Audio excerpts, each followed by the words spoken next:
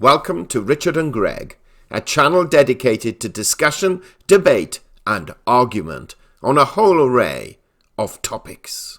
Now today we're going to play a discussion between British journalist Marcus and our own beloved Greg. You see, last Friday, the United Kingdom formally left the European Union after 47 years. Now, rather than discuss this with Greg personally, that very evening, Marcus and he had a discussion on that very topic. So rather than reinventing the wheel, we shall merely play that discussion here. Now, before we do that, we admit it is very long and longer than most of the videos we shall be publishing, because part of the reason for this is that they also discuss two other topics. They provide what was then an update of the coronavirus situation, that very situation now having worsened since their discussion, and also the rationale behind veteran newscaster Alistair Stewart being sacked for quoting Shakespeare, and why this, along with Katie Hopkins' censorship by Twitter, are extremely disturbing developments for lovers of free speech. So if you wish to help support this channel, we have placed various Amazon links in the description box below, all of which are self-explanatory, and any purchases from which we shall receive a small commission to help grow and develop the channel. Meanwhile though, please do not forget to subscribe and press the bell sign so that you are notified of any future videos as and when they are published. So let's, without further ado, go over to Marcus and Greg.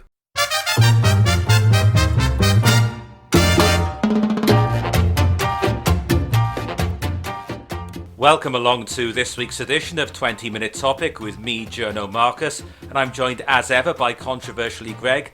And you get triple helpings this week because this is a great celebratory edition of the podcast, so we're going on for a full hour as we reflect on the week the United Kingdom finally, at long last, left the European Union. We're also going to update you on the situation with the coronavirus. We did a special midweek podcast about that just the other day, and things have become pretty damn serious with that, so Greg and I will be talking about that. And we'll also be talking about the appalling way veteran newsreader Alistair Stewart has been treated by his employers following some remarks he made on Twitter. Greg, we're recording this podcast not far off 1 a.m. on Saturday morning. The United Kingdom formally left the European Union just under 2 hours ago.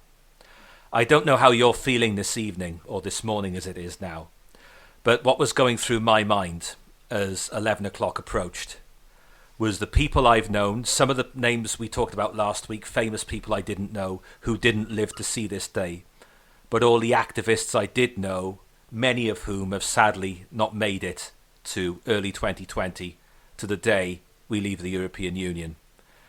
I'd like to thank everyone who's done their bit. I've been a Eurosceptic campaigner since 1997. You have been against the project for far, far longer, as we discussed last week. I'd like to thank everybody, some now deceased, some my age, some a good bit older than me. And also, I've been quite inspired in the last few years by people younger than me. Some students, people who didn't go to university as well, who have all done their bit to make this day happen. How are you feeling right now that we have formally left the European Union? Well, having actively campaigned to leave the Europe, not to join and subsequently to leave, I have never varied in that since about 1960. And it's exactly 1 hour and 50 minutes ago we left the European Union. I'm really completely and utterly over the moon about it. I appreciate there's a lot of pitfalls and problems ahead. I know that they will be forced to try and make deals by compromising things we want. However, of all the politicians to be in office, potentially, of the assorted mostly rubbish that we've had in Parliament for the last 50 years, I actually have more faith in Boris's ability than almost anybody else. I'd quite like Boris to have been in a team with people like Norman Tebbit and a few others that I think we could rely on. However, he has a bit of a reputation for being, shall we say, a political and journalistic white boy, for cutting corners, for being lazy, for not having an eye for detail. But let's face it, since he has been Prime Minister, I don't think you can make any of those accusations against him. I have been saying for many years, and there's writings, archive writings of mine available on the internet, about Boris Johnson's character flaws, which are along the lines of what you've just outlined there. And you and I discussed on a 20-minute topic podcast round about the time he became Prime Minister that he needed people around him to make up for his own character flaws, his lack of attention to detail. And as you mentioned Norman Tebbit, and I'm glad you did, because when Boris Johnson became editor of The Spectator magazine, the board of The Spectator at the time, the board who were above him, who Boris Johnson answered to, Norman Tebbit was on that board. And he said that Boris Johnson deserved a lot of credit at The Spectator for stabilising it after a difficult period.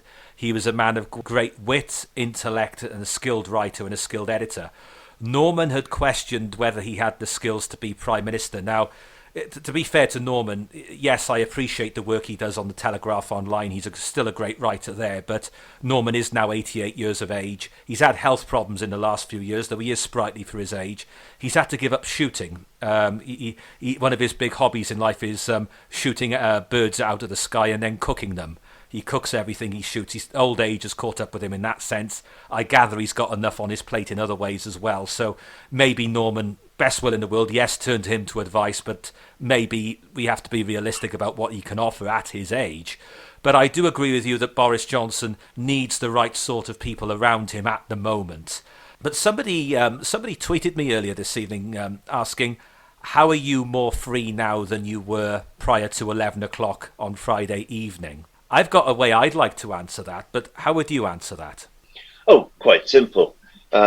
It's not about freedom as such. It's about freedom of choice. I'm not bound by the choices of a collection of unelected bureaucrats who are pandering to a dream they have for a rather crazy social experiment of one size fits all, and trying to appease 28 completely different nations as if it was the United States of Europe. Yeah, and what this is really all about is that I wonder why people hold the opinions they have. Why do people think the things that they do? And I find that a lot of people who have been at their most bitter and vitriolic in the last few years are what I would call the middle-class intellectual remainers. And I ask myself, why are they so keen on this project?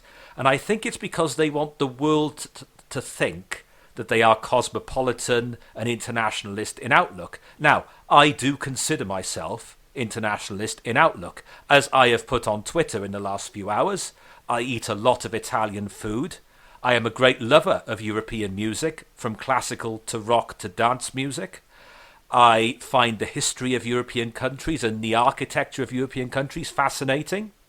I believe that when difficulties arise between nations, it is better to sit round a table and discuss it and try and find a way through rather than go around shooting and bombing each other. I believe there are certain areas where it is just basic common sense to work closely together. However, what I do not believe in is a political union where there is corruption, where there is a lack of democracy, where I cannot remove those who make decisions that affect my life, and where I am entangled in a legal system that is very different to my country's own legal system, where we do not have control over our borders, we do not have the freedom to form trade deals with the wider world, we do not have the freedom to have a truly independent British foreign policy. That is what Brexit means to me being freed from those shackles. I think you're right there, except you mentioned shooting and bombing each other. Let's face it, the CRS in France are beating the bejesus out of their population for having the temerity to want to peacefully protest. Right, I'm going to stop you there. I'm going to stop you there because a lot of people, I know what you're talking about, but a lot of people won't. And now I'm going to explain a little bit about what you're going to say there. So forgive me for this, but I think it's important. For every single weekend, for the best part of 2 years now, there have been violent protests in Paris. The name we're looking for is Gilets de Jeunes, isn't it? And Gilets Jaunes. Yeah, okay. Gilets Jaunes, you got it. They are confronting, and these are people who are unhappy with various aspects of life in France, the Macron government, people in industry who are not happy. There's all sorts of, it's a coalition of protesters.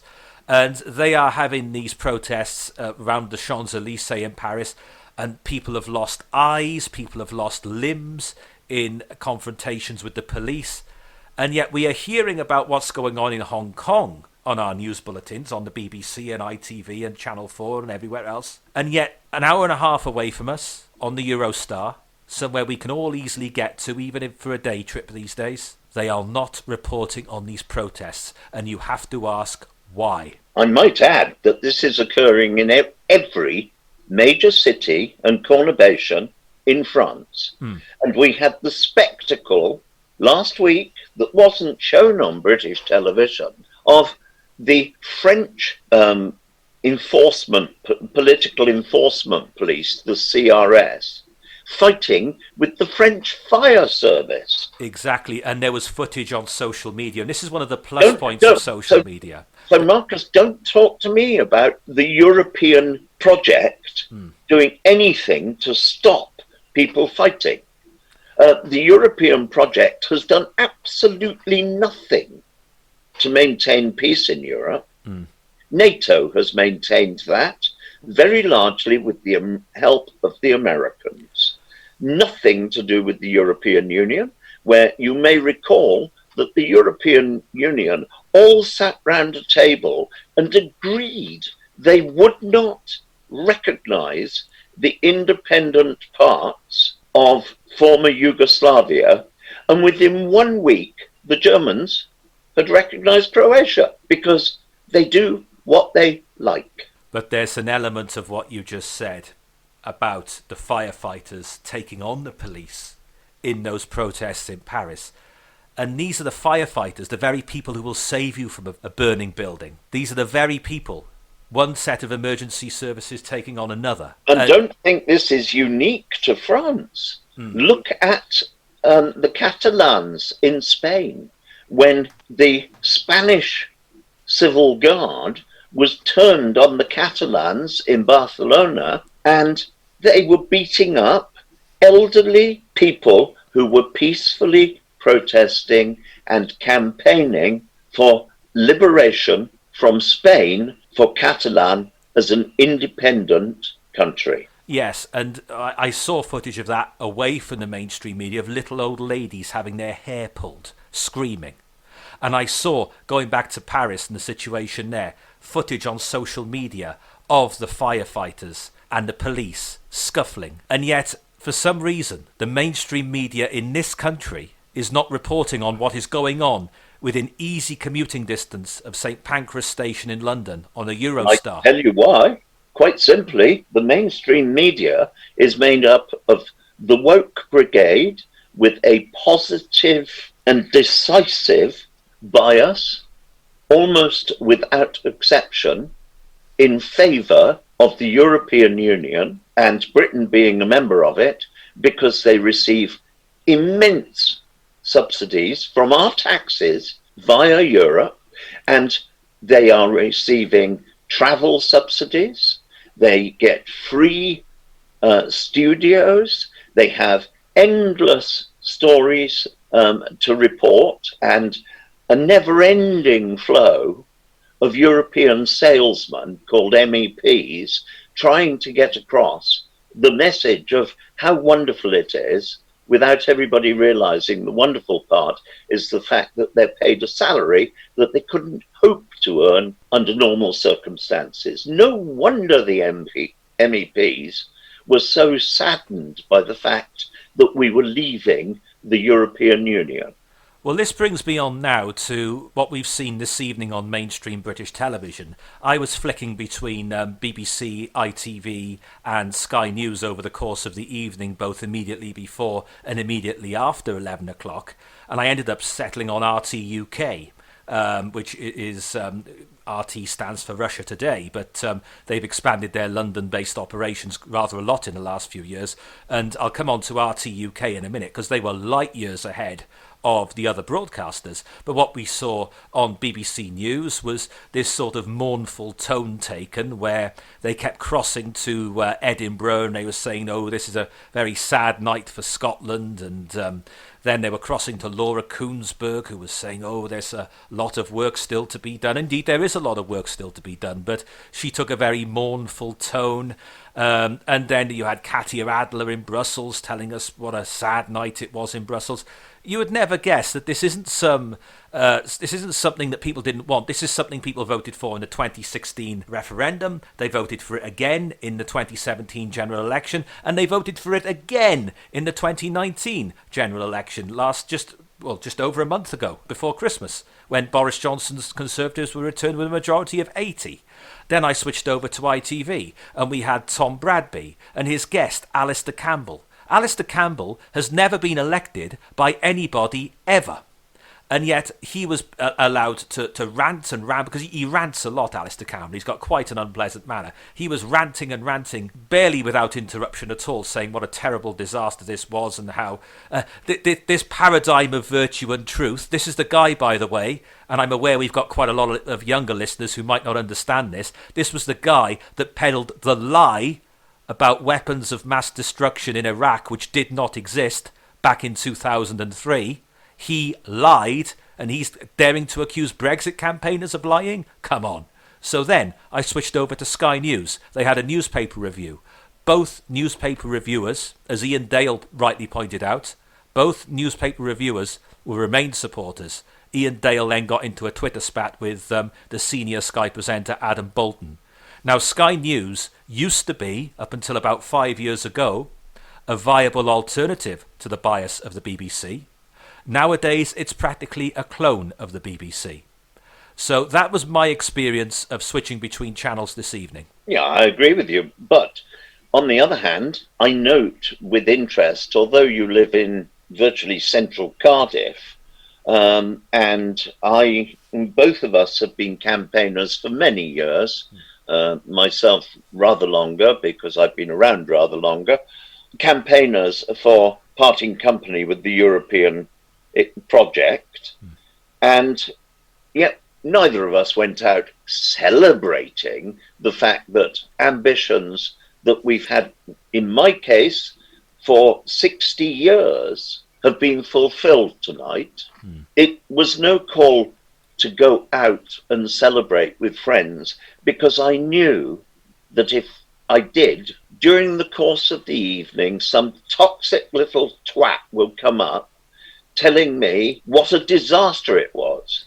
Yep. Yeah, and you are right. I can live without it. I just don't need it. Well, you are right, and inevitably all these people have come out to play on Twitter in the last few hours, in fact, for the most of the day. But I also know if I went, I had one opportunity to go to London. Somebody suggested I go to something there I didn't want to know.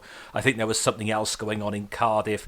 But I just know, having been in this game since 1997, that the Eurosceptic movement has its share of pretty toxic characters within it. There are certain people I've met along the way who I just do not wish to rub shoulders with. And by that I mean people who are affiliated to Nigel Farage I wouldn't want to know. Some of the loopier elements I met through UKIP. So I'm actually quite content, because I sat this evening and I was thinking about myself, and at 36 I've got, well, hopefully more than half my life ahead of me, though you never know. But I'm thinking about people younger than me, people, many friends of mine, an increasing number of friends of mine are having children now, and the sort of country we can build as a result of this. interestingly, I have given independent talks lasting for 3 hours or so on how the European Union works, its history. I've run weekend training courses with journalists and politicians on them, clarifying areas of European structure, EU structure, should I say, and EU law. And I really don't want to be lectured by somebody who hasn't got a bloody clue what they're talking about, based on, oh, but my children won't be able to travel anymore. Can we stop there, please? Because I saw a few of those going round, and a friend of mine sent me a WhatsApp message saying somebody, some late middle-aged woman was on Sky News, saying that, oh, my son's a musician, he won't be able to travel to Europe anymore. That is absolute codswallop. Let me just make a few observations, if I may. They interviewed that daughter. I didn't see it, so I'm going to have to accept what you're saying on that, but I'm sure you're right. I just want to make a few points on that. The first is that for most countries in what we now call the European Union, visa requirements were removed as long ago as the 1950s. So even before we joined the EEC in the early 1970s, you could travel to these countries without a visa. Point two, there are at least 130 countries in this world today where a British citizen can travel to without a visa. Point three, there are many European countries that are not in the European Union, which yet again you can travel to without a visa. It is not difficult to go on holiday to Norway or to Switzerland or even do some business there for a period of time without a visa. You do not need one. So can we please stop all this rubbish about I won't be able to go on holiday to Italy or Spain anymore? It is absolute codswallop. My money. And can I add to the fact here, as opposed to just the tendency to get wound up and annoyed? I have been to Norway, Denmark. I've actually been into Sweden, but it doesn't really count. Holland, Belgium, East and West Germany, Switzerland, Austria, Yugoslavia, all of the constituent parts. I have been in Italy, France, Andorra, Monaco, Luxembourg, Spain, Portugal and Gibraltar. Well, that was before we were members of the European Union. I haven't been to any of those countries since we've been in the European Union. Because I was busy travelling amongst other countries, most countries in Africa, a number of countries in South America, countries from Mexico and through the Caribbean and America, because earlier still in my life, I had travelled around the Far East. I'd lived in the Middle East for a while. So I've clocked up somewhere over 60 countries that I've lived in, worked in, or visited for a period of more than a couple of weeks holiday. And none of those countries have I visited other than with a British blue passport. None of those countries in Europe have I visited since we've been in the EU, and I have never had a problem in any of those countries, including Poland, Russia, and Czechoslovakia. Well, here we are now. You've got countries, I'm not going to list them all because we really will be here all night, but you can go to places like Argentina, Mexico, Israel, Jamaica, Japan, the Philippines. There's a huge list of countries a British citizen can go to without needing a visa. That is the reality. So this nonsense that being outside the European Union will mean we can't go to these countries anymore is beyond absurd, and people should stop scaremongering and they should stop talking rubbish that has no basis in fact. And let us also face another fact. There are something like 160 different countries that trade with the European Union and have absolutely no agreement with them. Yeah, and they're on WTO terms. Even if we find that the European Union is just being obdurate, bloody-minded and selfish, we will find that we are, in fact, as Theresa May kept repeating, we are better off with no deal than a bad deal. Oh, absolutely. You're absolutely right about that. And I would also say that if we find ourselves in a position towards the end of this year where it's very clear that the European Union is trying to bully us in some way, I will put up with a certain level of hardship rather than surrender to it. And by that I mean, I cannot think of a single item of food or drink that could not be sourced from outside the European Union if we absolutely had to. And with that thought in mind, there would be a problem in the short term in that supply lines would have to be rebalanced as food and drink manufacturers got their products and their ingredients from elsewhere. But they could sort that out within a matter of months. Your oranges from the Caribbean or wherever rather than from Spain. It wouldn't take long to reposition your supply lines. And if that means I have to go a few months without oranges on the supermarket shelves, I will put up with that, rather than give in to bullying. So that's something to bear in mind. But to go back to where I was a moment ago, and this is an important point, you and I have both been quite critical of the mainstream media so far in this podcast. I want to pay tribute to the effort that RT UK made with their special Brexit coverage this evening. And I want to pay tribute to Bill Dodd, their anchorman, Kate Partridge, who was chairing the sofa discussions, Shadia Edwards-Dashty, their political correspondent. I know what Shadia's politics are, and I disagree with her politics, but to her credit, she does a tremendous job of being genuinely impartial when she is at work. Kate Partridge, chairing the sofa discussion, was asking the right questions throughout. Bill Dodd was a fair and balanced anchorman, and they would have had a tiny fraction of the budget on the BBC News programme, and the ITV News programme, and the Sky News programme, and yet their coverage was vastly superior. The coverage that I saw, I didn't watch the BBC because I don't watch the BBC, but I spent maybe 2 minutes on their two channels. I don't watch news on ITV because all too often it has that idiot Peston on it, who I find unlistenable to. Channel 4 doesn't do news anymore. It does propaganda. The world according to Jon Snow.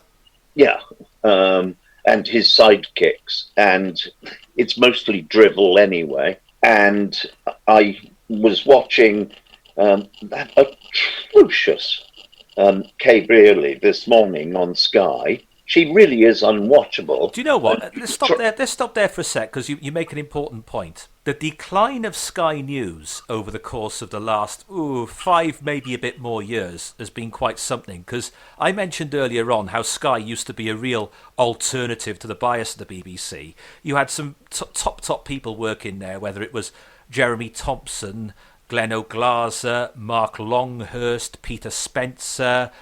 Tim Marshall, I think, is one of the great foreign policy analysts. He was their foreign affairs editor. Lorna Dunkley was a good news reader. You used to have a nightly finance programme with Jeff Randall. Richard Littlejohn worked there with a nightly show for years. Today, the channel it has become, with its relentless anti-Brexit propaganda, has been absolutely appalling. Yes, but all they actually do is you get Kay Brearley on there, and all she does is whine endlessly about something or other. It's all so lightweight, you couldn't begin to describe it as news. Yeah, and when she puts her foot in it... so clever. Yeah, when she puts her foot in it, she really puts her foot in it. It's like when Cliff Mitchellmore, the broadcaster, died a few years ago. She put on Twitter, sad to hear Cliff Mitchellmore has died, and she put a picture of Malcolm Muggeridge, who died in 1990. Well, she probably thought they were the same person, knowing her command of the news. Yeah. And she's so full of herself, she puts tweets out saying, this is how it should be done. Watch my clip. And do you remember a few years ago there was a terrorist attack? I think it was in Spain. It may have been France. Forgive me on that. She found a picture of a dog, a stray dog, and she said, look at its sad eyes. And I thought, how pathetic is that? It's a dog, you know? Yeah, bred to have sad eyes so that it will find an owner. Like her. Yeah. And she, what does she have? And why would I care? Yet she's always saying it on news programs, because news is her program. I don't care she's got red setters. I really don't care. The setters in the main are all but brain dead on a good day. Yeah, and You've got to help them find their way home. Yeah, and it's irrelevant stuff anyway. So I'll conclude these particular remarks by, again, well done to RT UK on their coverage this evening.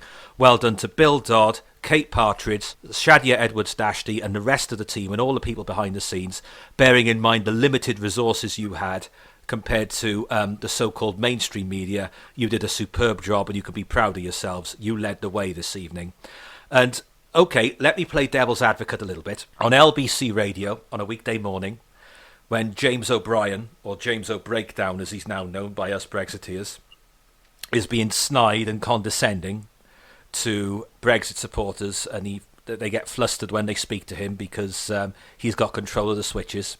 And he says, which EU law are you most looking forward to getting rid of? Let me ask you that question. Which EU law? Yeah. Oh, the fact that they can appoint almost all of their senior personnel in the EU without election from amongst their cronies. That is part of the structure law of the EU. Now then, Greg, a bit of a follow-up from our midweek special podcast on the coronavirus situation. Since we recorded that podcast on Tuesday, things have gone very much the way you thought they would in terms of numbers. Can you tell us exactly where we are at this moment in time, very early on Saturday morning? I hate to say it, worse than I had expected at this stage. In that this morning the figures were about 9,000 cases. Now we have 11,948 cases, of which, and I'm flicking between charts here, 11,791 are in China, where there have been 259 deaths. There have been no deaths anywhere else in the world yet. However, I think it's inevitable there will be deaths. So we are now sitting on, to do a rundown, if I may, 11,791 cases in China, 19 in Thailand, 17 in Japan, 16 in Singapore, 13 in Hong Kong, 11 in South Korea, 10 in Taiwan, 9 in Australia, 8 in Malaysia, 7 in the United States, Germany and Macau, 6 in France, 5 in Vietnam, 4 in the United Arab Emirates and Canada, 2 in the United Kingdom, Russia and Italy, and 1 in India, Finland, Sweden, Sri Lanka and Cambodia. That is the sum total tonight, early hours of the morning, 1:30 on Saturday. Do we know how many of these people who have sadly died are elderly people or people with weak immune systems, or is this a strain of flu that healthy people who would normally fight it off are not being able to do so this time? We have no idea, to be honest. It's not being announced, but we can assume nothing in that the Spanish flu at the end of the First World War, which killed more people than were killed by the First World War, it killed 600,000 Americans alone. Minded that these were Americans who were in the main in Europe at the end of the First World War. Far more than were killed in the trenches. So that as a virus, attacked the young, the fit, and those with a good immune system, and the elderly were relatively safe from it.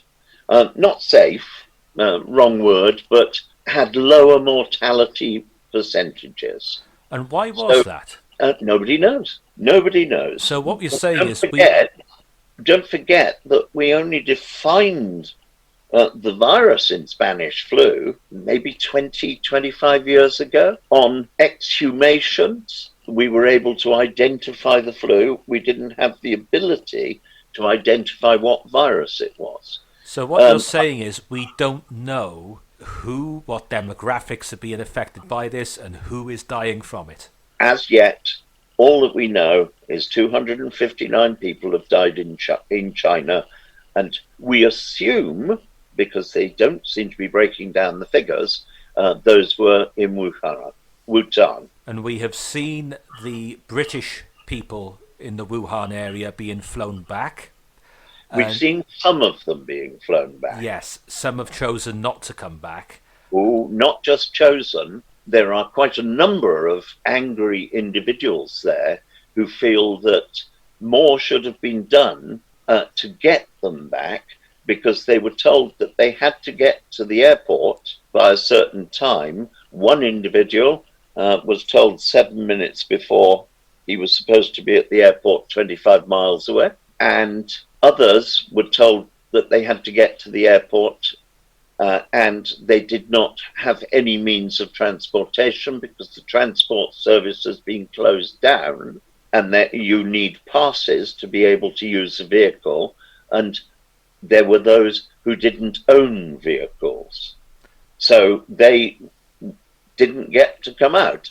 There is still talk, we heard from Michael Gove this morning, that there is a possibility another flight might be laid on. However, another aspect of this is the difficulty that the British government is, in my opinion, rather playing down in persuading the Chinese authorities to release individuals from China to fly to Britain. Now let's think about what's actually happened here with these British citizens who were on this flight. Point one, we have all been on flights, well lots of us have anyway, I certainly have, where you've been on a flight and you've caught a bug because you're in a tube thousands of feet up in the sky, the air is circulating, and anyone who's got a bug, it'll pass right the way through. Is putting that number of people in what is effectively a small container confined into a small space for all those hours, with air being recycled time and time again, with this deadly virus going round, is that really a good idea?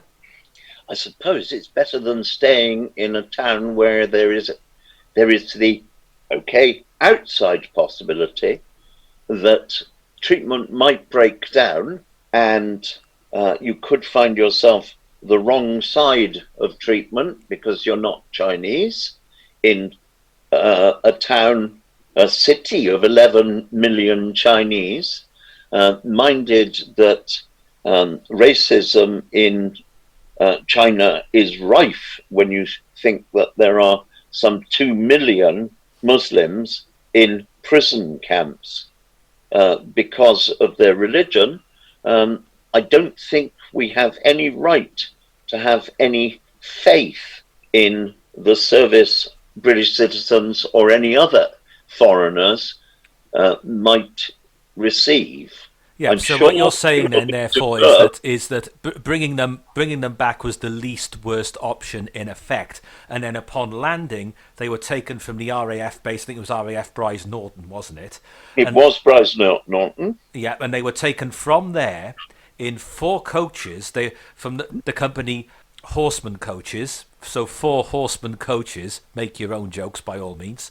They were taken from there to Arrow Park Hospital in Wirral, where they will stay for the next 14 days quarantined. And by the way, I believe this also includes the coach drivers, where they will stay for the next 14 days in what was student accommodation, surplus student accommodation, halls if you like. Quite comfortable conditions. It won't be uncomfortable for them, but they will not be allowed to leave there for the next 14 days. Do you think this response has been the right response? And add to that, if you will, please.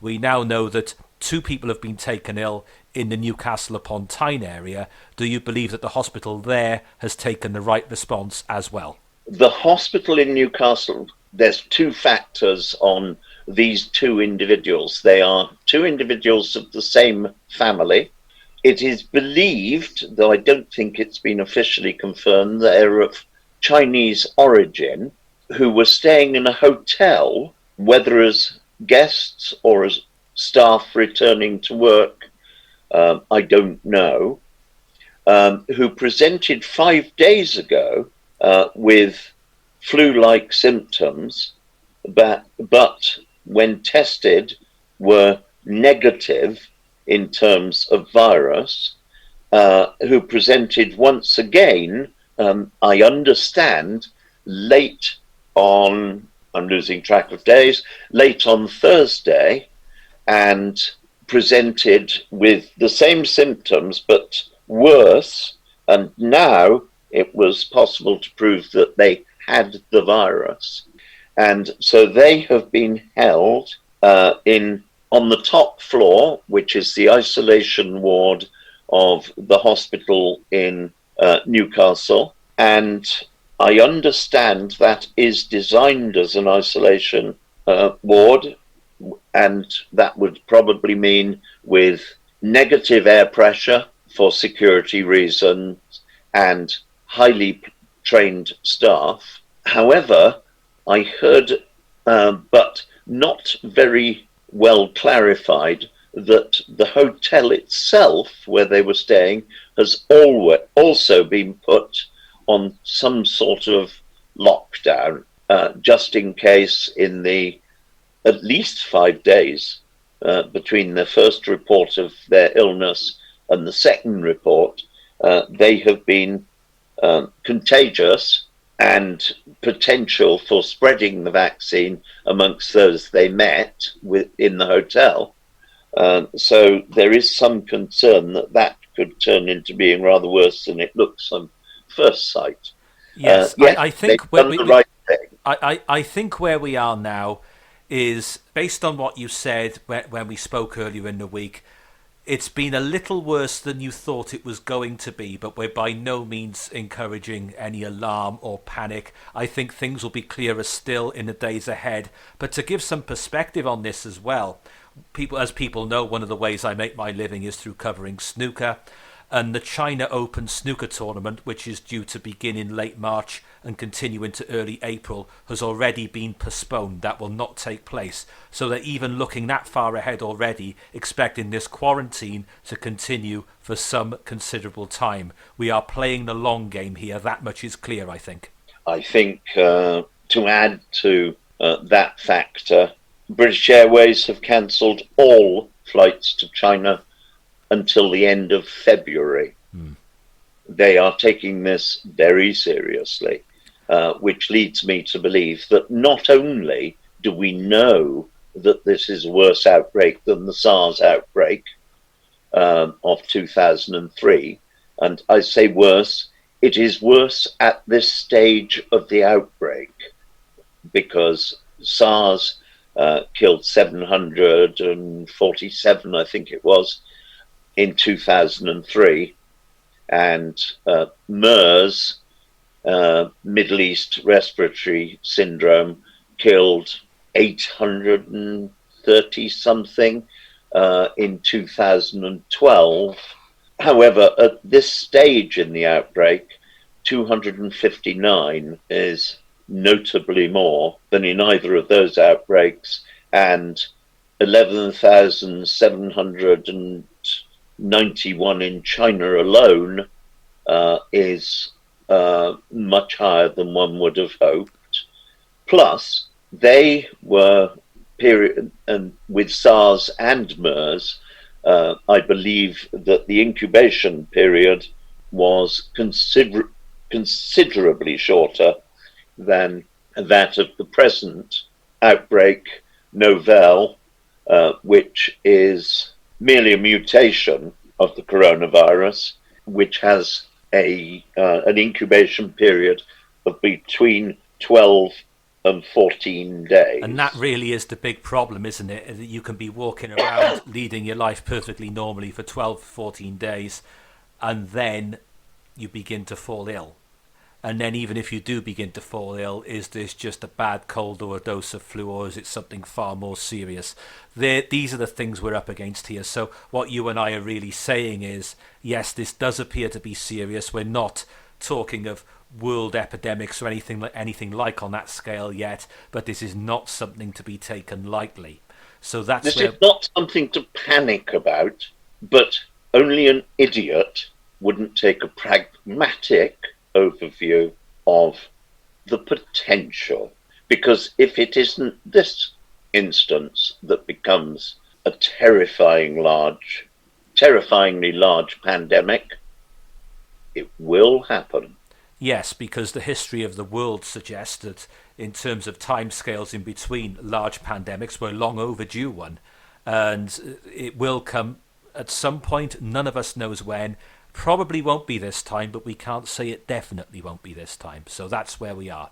Okay, in the final part then of this week's extended podcast, we're going to talk about this situation with the veteran newsreader Alistair Stewart, who has left ITN, or it looks as though he's been pushed out of ITN, due to an exchange on Twitter. And I'm going to bring up what's actually happened here, in that Alistair was involved in an exchange with an individual, shall we say, and Alistair quoted from a Shakespeare play, and I believe the play is Measure for Measure, and the quote is, "But man, proud man, dressed in a little brief authority, most ignorant of what he's most assured, his glassy essence like an angry ape." Now, Alistair said that to a black man who, it turns out, and I exposed this on Twitter, and I know many, many thousands of people have seen it and even commented on it. That tweet went nuts that I put out. This individual who played the race card has a long track record of playing the race card. And Alistair has used exactly the same quote in a debate with a white person some months ago. And I think what's happened here is extremely dangerous, and I think it's tyrannical that somebody can lose their job for quoting Shakespeare, in effect. Alistair Stewart, a little bit about his background. I know what his politics are. He's to the left of me politically. As a young man, he was very active in the National Union of Students. He was friends with people like the veteran Labour politician John Reid. He joined Southern Television in 1976, and in 1980 he joined ITN. He worked there till 1993, when he did other things for 10 years. He worked on London Tonight, the programme for Carlton LWT, and worked on various other projects, also at GMTV for a period with his own Sunday political show. Then from 2003 to the present day, or till this week I should say, he was back at ITN again. So he's been a presence on our screen since 1980 almost consistently, and if you live in the south of England, further still going back to 1976. He is popular with his colleagues. There is no hint whatsoever that he is a racist individual. Those who know him will tell you he hasn't got a racist bone in his body. He is an old school journalist with old-fashioned values and old-fashioned ethics. He is of the old school. And what is interesting, and I know you and I have discussed this over the phone, Greg, in fairly recent times, is in recent months, Alistair has been increasingly outspoken on Twitter against modern trends in news, in that he thinks that there's, across the broadcast media in general, to go back to where we were on our Brexit discussion, there is far too much mixing up of fact and opinion. And he has said repeatedly that people have to decide whether they want to be reporters or analytical commentators, because they're two very different jobs. He had a very public spat with Lewis Goodall, the reporter on Sky News until December, who's now moved to the BBC's Newsnight, over his lack of impartiality. And Alistair, we know he likes a drink. He's a pretty much a chain smoker, Alistair. We know his drinking has got him into trouble historically. We know all about that. That's well documented. I'm not here to talk about that. But it's clear that he's gone on Twitter late at night quite often. And in recent months, he seems outspoken and somewhat irritated by modern trends in news. And to me, his ethics and his values are way ahead of certain other people who work at ITN these days, and I think they have made a grotesque mistake in getting rid of him. I also believe they were looking for an excuse to get rid of him, because if you can lose your job for quoting Shakespeare, I think we really are in tyrannical times. I would agree with you, but firstly, I think a reassurance is needed for everybody at this stage, particularly whoever holds the royalties and copyright on Richard Burton's recordings. Marcus is no challenge. um, Carry on. But on a more serious note, I really can't stand these revolting little individuals who are so racist that they hide behind their various technicolors to claim the moral high ground by finding ways to invent racism in others. Have they not looked in the mirror? It is they who are the racists. It is impossible, absolutely impossible, for me to offend somebody of any color by calling them a Negro, colored, black. They can choose to be offended if they wish, but it is not necessarily my intent when using those words to provide examples of situations. And furthermore, I am fed up with people who, in a quite ridiculous pretense, claim that because they're black, they can make jokes about. If you want to make a joke about Brits and Limeys, get on with it. I don't care. You're not offending me. You couldn't offend me, whatever you say, because actually I don't respect what you're saying to start with. So let's accept that this can only be a deliberate action of being offended. Yeah, but it goes further than especially that. Especially in an instance like this, where it is patently obvious that no offence was intended or implied. A passage from Shakespeare was read out to give a definition of a type of behaviour, not the colour of somebody's skin. And by the way, some apes come in orange. Well, yeah, that is absolutely true. But I think the point is here, people will make their own minds up. Now, I know you're not racist. You haven't got a racist bone in your body. I know that. I personally don't choose to use some of the words you used a minute ago, but I'll defend your right to do it, because those sort of comments can get taken the wrong way. What I would say is that Alistair did none of those things. Now, I know people, I've got a number of friends actually who have worked with Alistair and speak very highly of him. I've never been lucky enough to meet him or work with him, though I would be quite happy to do so. What I would say is, what is a little disappointing from my point of view, is that those who have spoken out about the absurdity of it in the way I have, are mainly people who have worked with him, and I'm going to name names. Ed Mitchell is one, Glenn O'Glaser is another. People who worked with Alistair years ago have said this is absurd, ITN are being completely ridiculous here. Those who've worked with him in the present sphere are very often saying they're sorry he's leaving and they enjoyed his company and he'd be hugely missed. I think what we could have done with is some of the current ITN staff saying this is absurd and it is ridiculous, and to say so publicly. I gather there's a petition going round in that building in Gray's Inn Road, but I think they should say so publicly.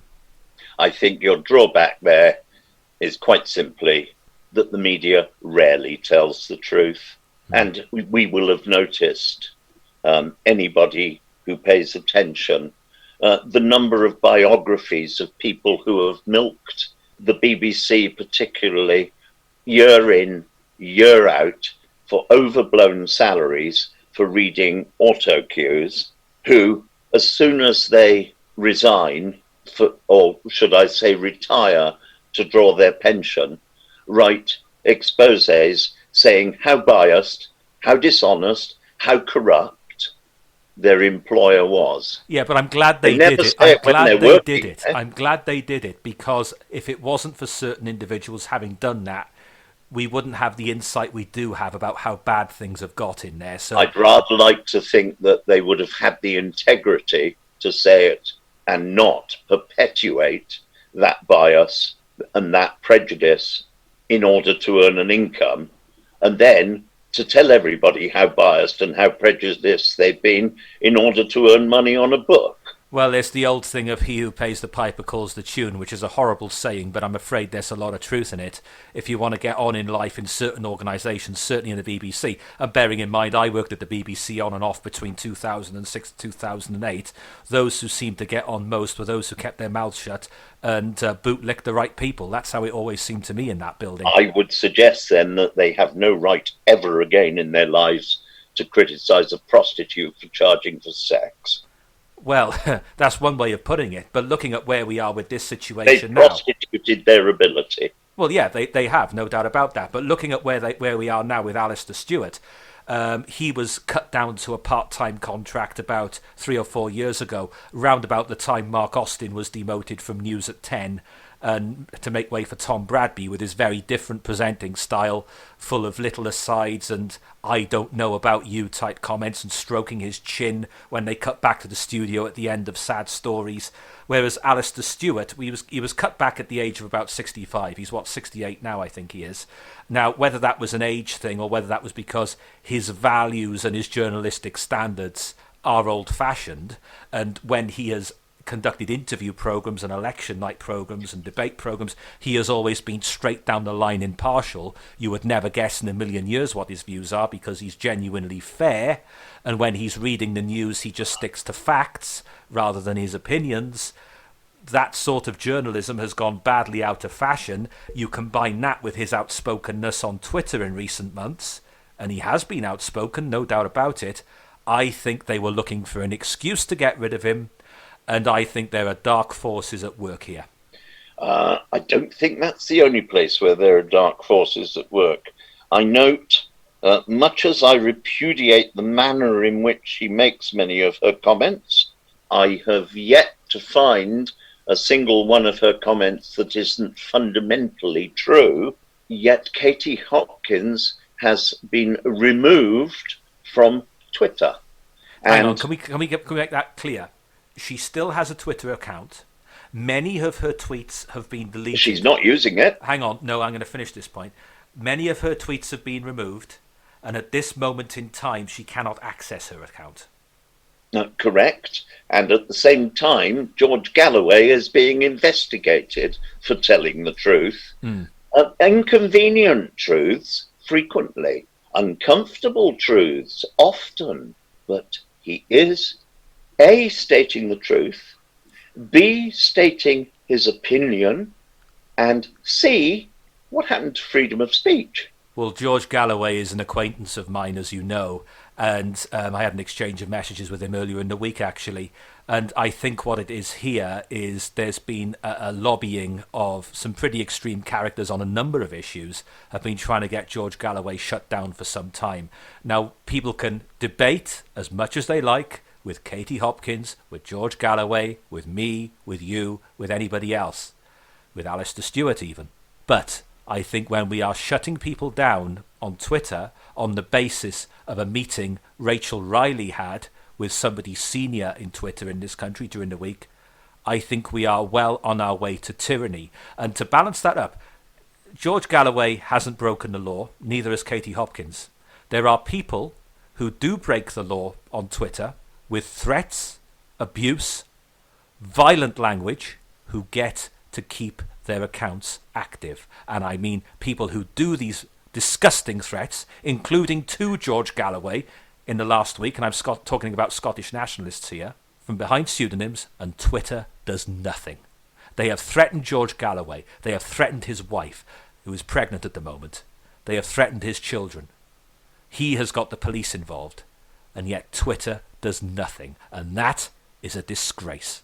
When it comes to complaining about racism, if you're white, about incitement and the like, or about obscenity on the internet, the police are about as much use as a soup sandwich. I know. You're talking to me here. Yes, I know. They cannot be trusted, they cannot be relied on, and they can play a long game of keep on kicking the can down the road so that they never actually have to do their job.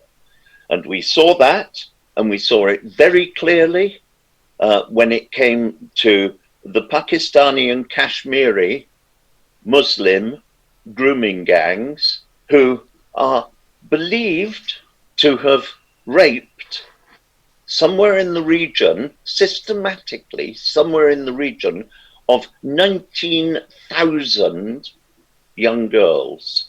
Yet the police, the politicians, and the social workers have done next best to nothing about it because they're frightened of upsetting that community.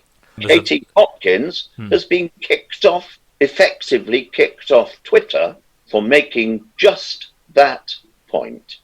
So I rather hope, since you're hosting this podcast, that you won't be kicked off the internet for telling the truth. As George Galloway said in his excellent monologue, which was part of his program on RT, he said, "Even if you kill me, you will not shut me up because there's my children after me who will continue."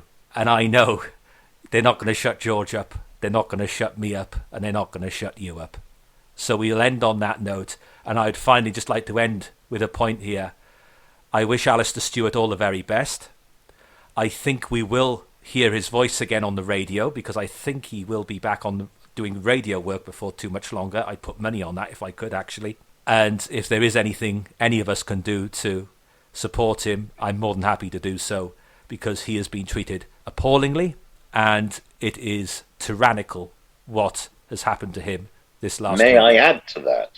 Much as I disagree with Katie Hopkins on a number of items, I totally endorse her right to freedom of speech.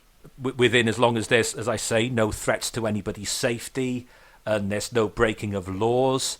As I said to George Galloway in my exchange with him the other day, sometimes I agree with him, sometimes I don't, but I'll certainly defend his right to say these things. And if you will not defend other people's rights to express opinions in a lawful way, then don't be surprised if there is nobody left to defend you when the mob comes after you. Do bear in mind, and I do apologise to those who are listening, it's obviously a challenging night for Marcus. First, he challenges Richard Burton with his Shakespearean quote, and now he's challenging Voltaire. What is the time? Getting late. 2 minutes past 2. Let's sign off there. Thank you very much for listening. My thanks to Greg as always, and we'll see you again next week. Goodness knows what we're going to talk about. Hope you've enjoyed this bumper edition. See you then.